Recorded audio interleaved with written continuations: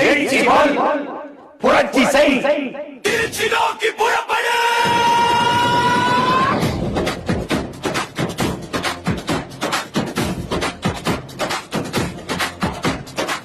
காலம் மாறுது, காற்று மாறுது, களம் மாறுது தமிழா. வெறும் ஓட்டு போட நீ ஆள் இல்லை, உன் நாட்டை ஆள எழு தமிழா.